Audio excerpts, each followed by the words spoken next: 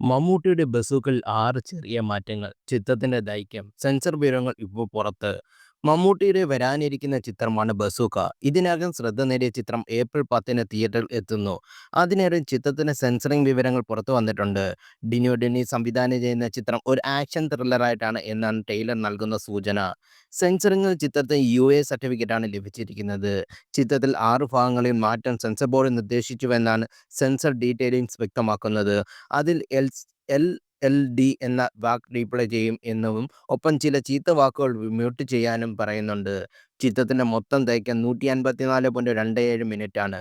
ഡിനു ഡെന്നീസാണ് ചിത്രത്തിന്റെ തിരക്കഥയും സംവിധാനവും. മമ്മൂട്ടിക്കൊപ്പം പ്രശസ്ത തമിഴ് സംവിധായകനും നടനുമായ ഗൗതം മേനോൻ നിർണായക കഥാപാത്രത്തെ അവതരിപ്പിക്കുന്നു. ചിത്രത്തിൽ സിദ്ധാർത്ഥ് ഭരതൻ, ബാബു ആന്റണി, ഹക്കീം ഷാജഹാൻ, ഭാമ അരുൺ, ഡീൻ ഡെന്നിസ്, സുമിത് നൈവൽ, ദിവ്യ പിള്ള, സ്ഫടികൻ ജോർജ് എന്നിവരാണ് മറ്റു പ്രധാന താരങ്ങൾ. അതേസമയം ഇന്നലെ മുതൽ ചിത്രത്തിന്റെ അഡ്വാൻസ് ബുക്കിംഗ് ആരംഭിച്ചിട്ടുണ്ട്. ചില ട്രാക്കർമാരുടെ വിവരം അനുസരിച്ച് കേരളത്തിൽ ആദ്യ ദിവസം 43 ലക്ഷത്തിന്റെ ടിക്കറ്റുകളാണ് വിറ്റുപോയത് എന്നാണ് വിവരം. ഇന്ത്യയിലെ മറ്റു ഭാഗങ്ങളിൽ 1 ലക്ഷത്തിന്റെ ടിക്കറ്റുകളും വിറ്റുപോയിട്ടുണ്ട്. ഏപ്രിൽ 7 രാത്രി 10 മണി വരെയുള്ള കണക്കുകളാണിത്. അതേസമയം വിദേശ കണക്കുകളും ചേർത്ത് ചില ഫാൻസ് പേജുകളിൽ 1 കോടിക്ക് അടുത്ത് പ്രീസെയിൽ എന്ന കണക്കുകളും പറയുന്നുണ്ട്.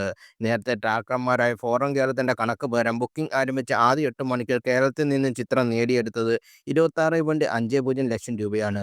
460 ഷോകൾ ട്രാക്ക് ചെയ്തതിൽ നിന്നുള്ള കണക്കുകളാണ്. ഇത്രയും ഷോകളിൽ നിന്ന് വിറ്റ ടിക്കറ്റുകളുടെ എണ്ണം 16,742 ആണ്. വൈകിട്ട് 6:30 വരെയുള്ള ചാറ്റിങ്ങിനുള്ള ബുക്കിംഗ് കണക്കുകളാണ് ഇതൊക്കെ.